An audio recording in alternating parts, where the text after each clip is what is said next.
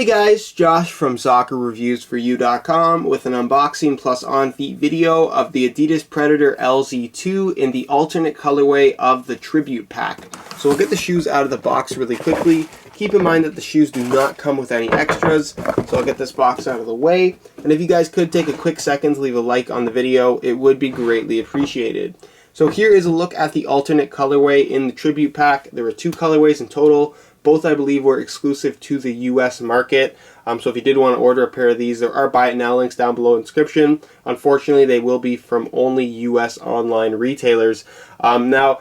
This is, like I said, the alternate colorway in the Tribute Pack. There were 2 colorways in total, one being Electricity Yellow, which is the one you see here, and the other one being Vivid Red as the main color for the shoe, which I'll leave an annotation to on screen because I do have an unboxing video of that colorway as well. And I wanted to ask you guys, which is your favorite of the 2 Tribute Pack colorways? Do you like the Electricity Yellow or the Vivid Red? Personally, I'm a bigger fan of the Vivid Red colorway, but this one is nice too. If you're looking to stand out, if you're looking to be the brightest player out there on the field, this is definitely one of the colorways to go for. The Electricity Yellow, like I said, is very, very vibrant. Almost seems as if it's glowing in the dark during the daytime, if that makes sense.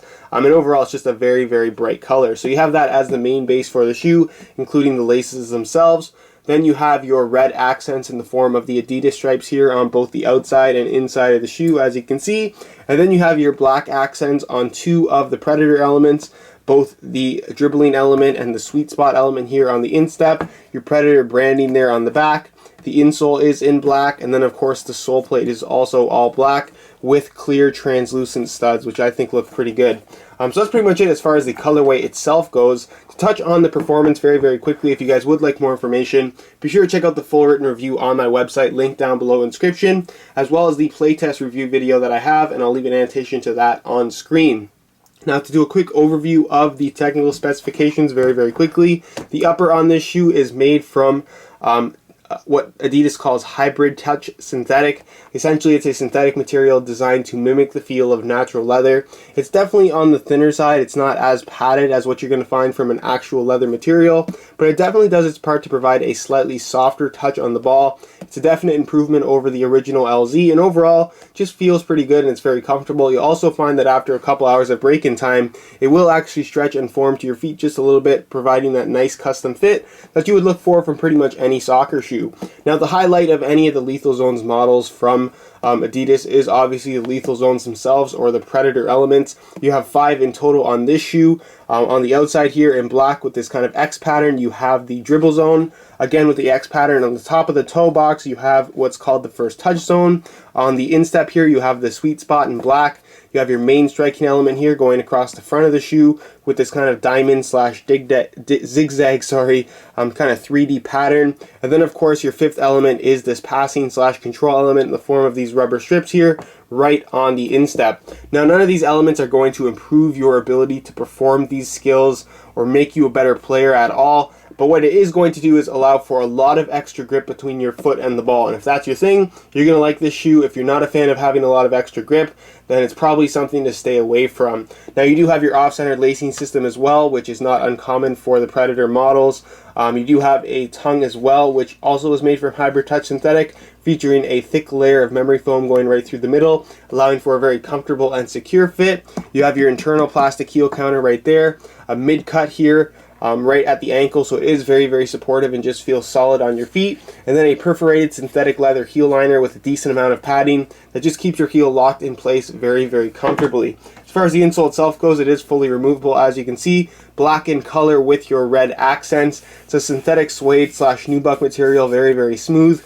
You've got your grippy elements here on top of the insole just to prevent a little bit of slippage, and it does its part to keep your foot locked in place just a little bit.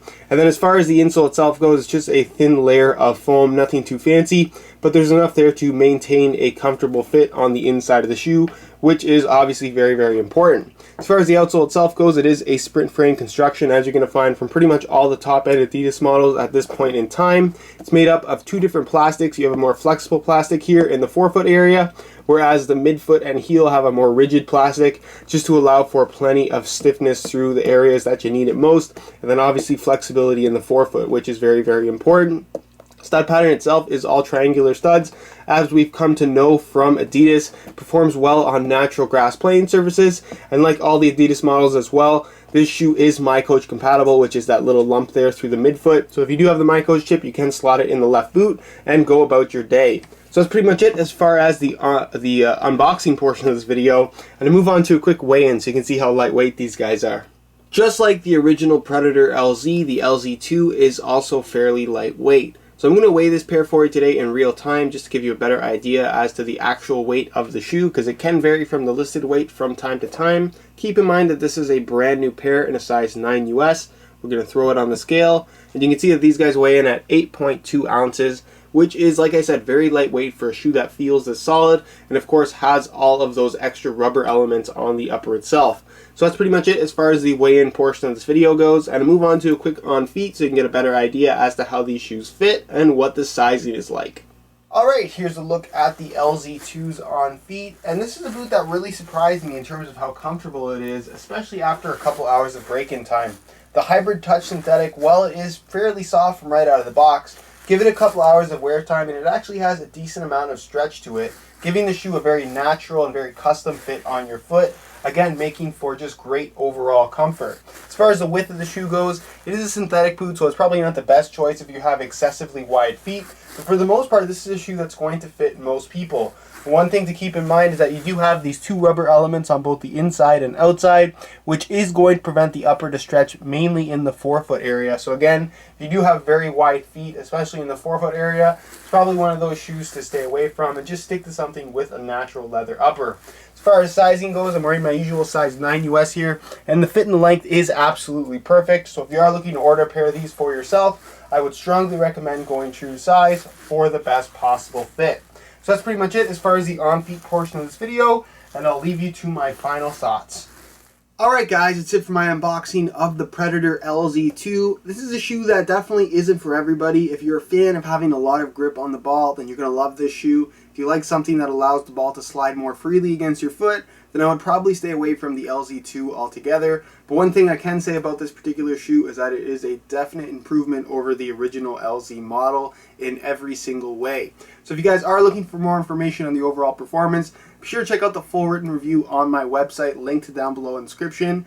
On that same review page, you're also going to find buy it now links with the best prices online, including exclusive SR4U coupon codes to get yourself some additional discounts if you are interested in ordering a pair of these for yourself. You're also going to find some high quality images on that page that'll give you a better idea as to how this shoe actually does look in person. If you guys have any questions regarding this boot, feel free to leave a comment down below. And if you guys did enjoy today's video, be sure to support it with a like. Subscribe if you haven't already for daily videos on all the latest soccer gear. You can find all of my social media information down below in the description. Other than that guys, hope you enjoyed today's video, and as always, thanks for watching.